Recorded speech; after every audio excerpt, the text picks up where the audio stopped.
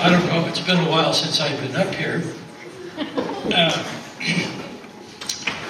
Maybe you don't know anything too much about Pam and I, but between us, we have been married 97 years.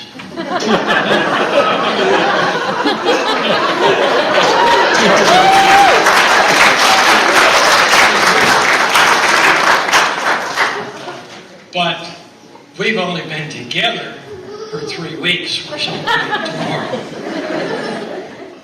Speaking on that subject, one of Pam's friends was at a pastor's conference talking about longevity of marriage. In the audience was filled with pastors, deacons, elders, you know, the upper echelon of the churches. And he mentioned that he had been married 49 years. And every preacher and everybody stood up and gave him an ovation because he was almost like Ernie Richardson, you know, almost 50 years. Danny said, "But I've been married to 7 different women." Do you know how hard it is to get a preacher to unclap from what all that clapping and cheering? It's awful hard. You know, I killed a sheep one time. I hate to admit it because really, I didn't mean to kill him. But one day when I was carrying 2 buckets of water out to the sheep, I was right there by the electric fence, 2 buckets of water in my hand, and it was just that time that Herman decided he was going to run into me and butt me.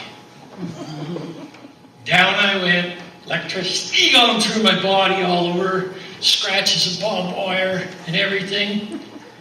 And I looked up at that sheep, and I swear to goodness, he was laughing at me. Oh man, I got mad at him, but yet I wasn't mad enough to do him any harm. But a few days later, I said, you know, I'm going to teach that sheep a lesson. He was walking out by the barn, and he didn't see me, so I snuck around the corner of the barn. And when that sheep came, I could hear him. And when he got right close to the corner, I jumped out and went, "Ah!" That sheep just, boom, right over. Dead as a doornail. What am I going to tell my father? I scared the sheep to death. My father didn't believe me. He said, "What'd you hit him with?" I said, "Honest, I just scared him and he died." Well, several years went by, and my father was kind of in ill health and in the hospital. So I went to see him. He said, "Son, you know I love you." Oh boy, that just brought tears to my eyes. And I said, "Yeah, Dad, I've been thinking of all the good times we've had together." He looked up at me and said, "How did you kill Herman?"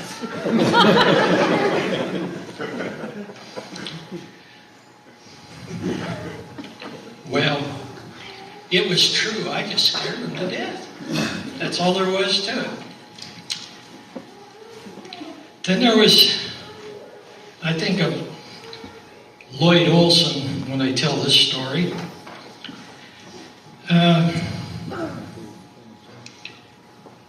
an old man. Well, there was a biker sitting at a traffic signal. And this little old man pulls up to this guy on a, he had just a beautiful Harley Davidson, just as shiny as could be. He had on, the crossbones, skull crossbones and everything, a dirty old bandana, and he had a bike that was, wow, it was something else. So little old man comes putting up on a moped. Put, put, put, put, put, put, put. He says to the biker, he said, I bet that thing goes really fast. He said, that's a good-looking machine. So he said, can I take a little look at that?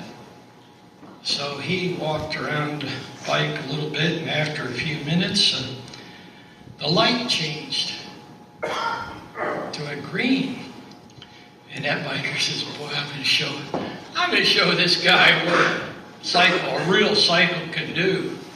So he just romped on it, 150 miles an hour, took off down the road. He looks in the rear view in his mirror, and he sees this little speck way back there. All of a sudden, whew, what was that? He looks out in front. He sees a little speck out in front. All of a sudden, it's coming back. He recognized the little guy, and it was the old man on the moped. He said, on the way back, he said, "Say, mister, can you help me get my suspenders off your mirror?"